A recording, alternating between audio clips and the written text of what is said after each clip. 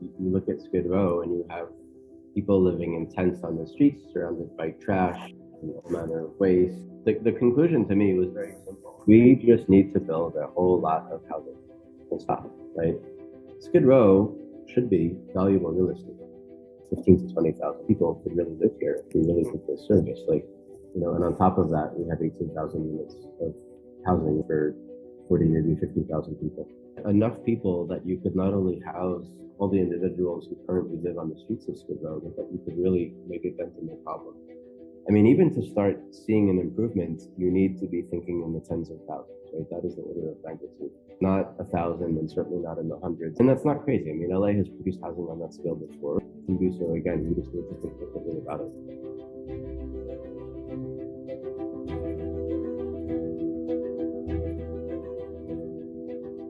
My name is Adam Sokol. I'm the principal ASAP, which is Adam Sokol Architecture Practice, based here in downtown Los Angeles, in the Arts District, very close to Skid Row. We do a lot of interiors, multi-family housing, some hotels, some single-family projects. Our project today is called Skid Row, and this was a speculative exercise that we took on in 2020 during COVID to really think about the problem of homelessness in a new way. Skid Row has been there decades and decades. I mean, we know that it's a problem, and we took the time to really dig into it. Nobody's even really asking the question. The conclusion to me was very simple. We just need to build a whole lot of housing.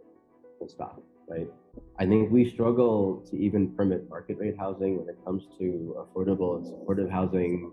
The supply is just nowhere near the demand. How much is enough? LA has something on the order of 60 to 70,000 people who are unhoused, sleeping on the streets. You would need something on the order of that many units. I mean, even to start seeing an improvement, you need to be thinking in the tens of thousands, right? That is the order of magnitude. Not 1,000 and certainly not in the hundreds. And that's not crazy. I mean, LA has produced housing on that scale before. We think it can do so again. We just need to think differently about it. Skid Row should be valuable real estate. It's in the center of LA. It's in the center of the region. City Hall on one side, Little Tokyo, Spring Street, the historic core, and the Arts District. It's surrounded by all these great neighborhoods, right? If there's a word that was the opposite of an oasis, that's what it would be, right? And there's no reason it cannot be a great neighborhood, speaking geographically. It's a lot of land. I mean, the area is 60 acres can accommodate a hell of a lot of people. I mean, even at the fairly low densities that we're accustomed to in Los Angeles. We said, well, okay, how many people could really live here if we really took this seriously? And the answer to that question is not necessarily 60,000 plus, but for sure 15 to 20,000. Enough people that you could not only house all the individuals who currently live on the streets of Skid Row, but that you could really make a dent in the problem. I think if we were to go around the world, yeah, you could find dozens of cities building at this scale. You look at Skid Row and you have people living in tents on the streets surrounded by trash and all manner of waste. I mean, what is the alternative really? Another question we asked ourselves is how could you envision a neighborhood that's for everyone, right? Where, yes, we're going to get unhoused people off the street, but we're also going to have a regular neighborhood with, families and market rate housing and even luxury housing. And is there a way for all of this to coexist? But also you can create a lot of property tax revenue. And with the property tax revenue, suddenly there's a pool of money that you could use to invest in the problem. This 60-acre campus right now is currently improved with one-story warehouse, paying property taxes on $1 per square foot basis, which is a fraction of what the city could be collecting on a 6-story or 10-story housing development, mixed income housing development and commercial space. Exactly. And there's nothing new in that. Tax increment financing, we tend to see it a lot to finance like public transportation. It's been done in California. It's been done throughout the US. But it's a way of saying we're going to invest in a certain area. We're going to create a new base of property taxes in that area. And because this is something new, we're going to earmark that money for a specific purpose. This is kind of the top, right? And you see in the plan on the left, you have the downtown core, the historic core, Little Tokyo. City Hall is to the north there. To the east, you have the Arts District, LA River, the forthcoming 6th Street Viaduct will open soon. And then you have the Fashion District to the south. We wanted to do this not piecemeal, but as something coherent and really to build a neighborhood from scratch. How many city blocks are we talking about? 60 acres? So it's a third of a square mile. 50 blocks, over 700 parcels. Somewhere between 50 and 700 different owners. This plan, just the rundown on the count for all the different housing types. Market rate residential is 16,500 units, affordable housing 2,100, supportive housing 8,000, and homeless shelter is 6,500 beds. Intended for the homeless, 8,000 units may house something like 10 to 12,000 people. So you start to approach 20,000 people, a third of the unhoused people that you see on the streets of LA today. And on top of that, we have 18,000 units of housing for 40, maybe 50,000 people.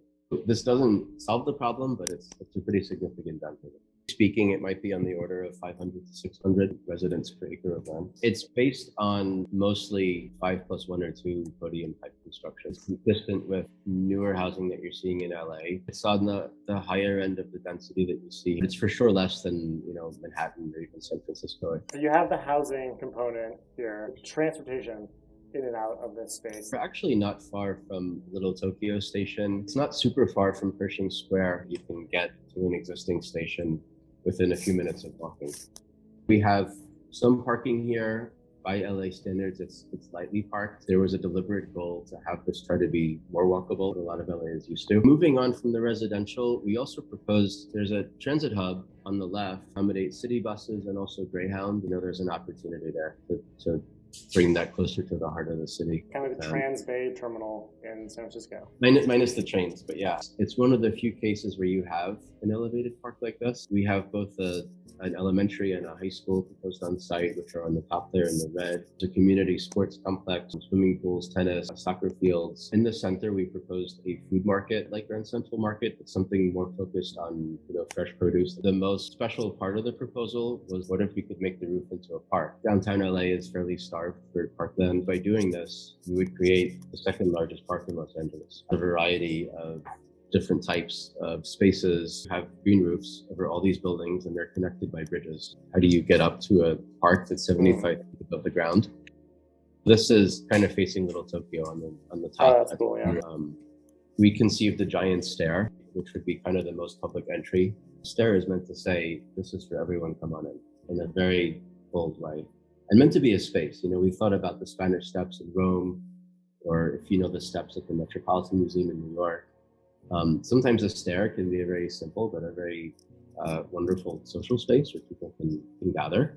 I think LA has kind of a lack of spaces like that. But at the top, a lushly planted type of environment, and you see the different roofscape. You see LA City Hall in the background. It did more as a prairie, had a section with more kind of formal gardens. You see how the pieces fit together, that you've got housing. Most of the housing is based on courtyard blocks so that you have outdoor amenity spaces for the residents of that particular building. Then you have these rooftops that are interconnected and have all these acres of housing. A few high-rise buildings, kind of bold in shape, be really iconic and speak to what is the essence of Los Angeles. Those skyscrapers, they kind of remind me of the base of palm trees. Is that what you're trying to go for? Exoskeleton scales on a palm tree. We decided to add the high-rises because, again, as I said, I really strongly felt that this should have something for everyone. And so there's some luxury housing. It's not a majority, but there's some. And I actually think that's important. I know that a lot of people may have the bias one way or the other, but I think it's all part of a whole. Striking about LA that this is such an iconic city with such kind of a profound sense of itself and of its kind of sense of style. And you look at the skyline downtown, it's very kind of ho-hum, anodyne, forgettable, right? And we thought about what would be a high-rise that would really say, this is LA. A couple of larger spaces here you see is kind of overlooking Oval, which we thought of as a main sort of gathering space for the community. This is one of these typical courtyards could look like.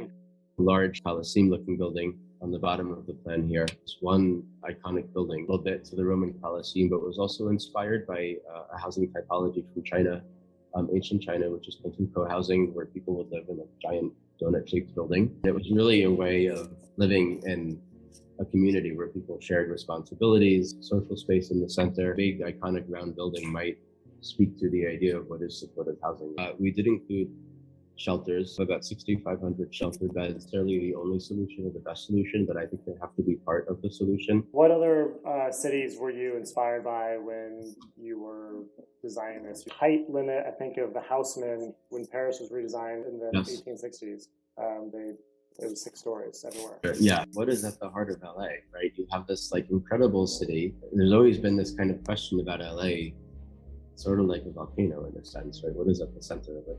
I think this plan could do so many things. I mean, it doesn't just take people off the streets. It gives the city really its biggest urban park, and it creates an amazing walkable neighborhood that maybe sets the tone for something a little bit different. For next steps on implementing a vision like this, what's the next step? This would need leadership from the government. There's no other way. It's not like 100 owners could sit down and have coffee and say, let's make this happen. Part of it is political, and I use that word in the very broadest sense, which is to say it's what do we want as a society? It's clear that the desire is there. There should be participation from the private sector, developers, absolutely, but I think there needs to be leadership. Going beyond zoning, to do something like having this park really requires kind of a concerted effort among multiple buildings to connect together. The mechanisms we have for land use, I think, are not really constructed to deliver that, but it would need some leadership. Skid Row, I mean, yes, there are stakeholders. What there isn't is a population of thousands of homeowners here. And so I think there's maybe not only an opportunity to do something that's not going to be plagued for years and decades by lawsuits, but I mean, there's also a strategic element to it because it gets really a void like in the heart of the city. There's an opportunity here to create a lot of shared resources for the whole community. Well, Adam, thank you for the overview and thank you for putting together this unsolicited vision proposal for Skid Row. This is the first step, is getting people to visualize what a big picture even looks like. People always say, we've got to think big picture about solving this, but then they don't go end up sketching it or illustrating it to then say, what do you like and don't like about it? This is the first step, is coloring in the lines of what that big picture could look like. This is the big picture. Thank you, Charlie. Yeah, take care.